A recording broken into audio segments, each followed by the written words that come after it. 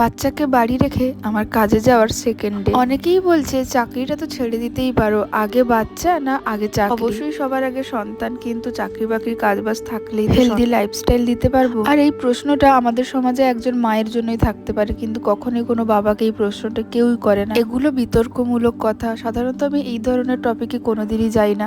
এটা সম্পূর্ণ দৃষ্টিভঙ্গির উপরে ডিপেন্ড করে। আমি যদি মনে করি যে হ্যাঁ, একটা মাও সবকিছু সংসার সামলে চাকরি করতে পারে, তো সে অবশ্যই পারে, তাকে কোনোদিনই বলবো না যে তুমি কাজ ছেড়ে দাও। আর আমার ক্ষেত্রে ভগবানের আশীর্বাদ, তার সঙ্গে তোমাদের সবার ভালোবাসা আশীর্বাদে একটা খুবই সুবিধা, সেটা হলো আমার সঙ্গে আমার পরিবার খুব ভালোভাবে পাশে আছে, আর ওদের জন্যই সম্ভব। আজ কিন্তু আমার কাজে যাওয়ার সেকেন্ডে এদিকে আমার সোহাগের মনটা একদম শুকিয়ে গেছে। ও যে কি করে বুঝে যায়, যাই হোক, ওকে আমার মা, বোন, মাসি সবার কাছে রেখে দিয়েই যাচ্ছে। এই মুহূর্তটা এতটা কষ্ট হয়, দেখো, সেই 10টা থেকে একদম 5টা অবধি, কারণ ইন টাইম যদি 10:30 হয়, আমাকে তো মিনিমাম 10টা 9:45 বেরিয়ে যেতেই হয়, আর ফিরতে ফিরতে বাড়ি 5টা হয়ে যায়। এতটা সময় কিন্তু এইটুকু দুধের বাচ্চাকে ছেড়ে থাকা মুখের কথা নয়। আমার বাচ্চার মুখটা দেখেছো কেমন শুকিয়ে, ও যেন বুঝতেই পেরেছে ওর মাকে আবার সারাদিন দেখতে পাবে না। কালকে কত কাঁদছিল, ওইগুলো যেন ওর মনে পড়ে গেছে। ওর মুখটা দেখো, মুখটা দেখে আমি এখনই ভয়েস ওভার দিচ্ছি, চোখে জল চলে আসছে। সত্যি, যারা ওয়ার্কিং ওমেন, ওদের বাচ্চাদের কত কিছু কষ্ট করতে হয়। আর আজকে যাওয়ার সময় চোখ দিয়ে এত জল গড়িয়ে যাচ্ছিল, বারবার বেরোনোর সময় বাচ্চার মুখটার কথা মনে পড়ছিল।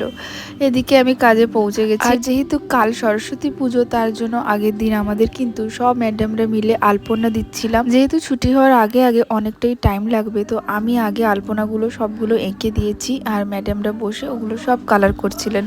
আমি এঁকে 4টার পরে পরে কিন্তু বেরিয়ে এসেছি, আর আমার বাকি ম্যাডামরা কিন্তু 5টা 5:30 অবধি ছিলেন। প্রতি বছর কিন্তু আমিও থাকি, কিন্তু এই বছর যেহেতু আমার এত ছোট বাচ্চা, আমি কিন্তু 4টার পরে আর থাকতে পারিনি, চলে এসেছি।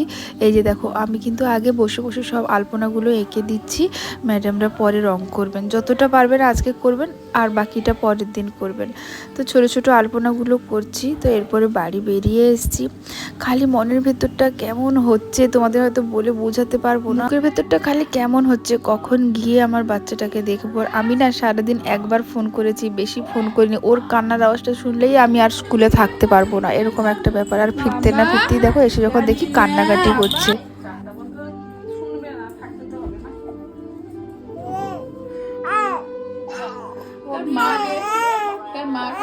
বাড়ি ফিরে কোনো রকমে হাত পা ধুয়েই কিন্তু ওকে আগে নিয়েছি, এত কান্না করছিল।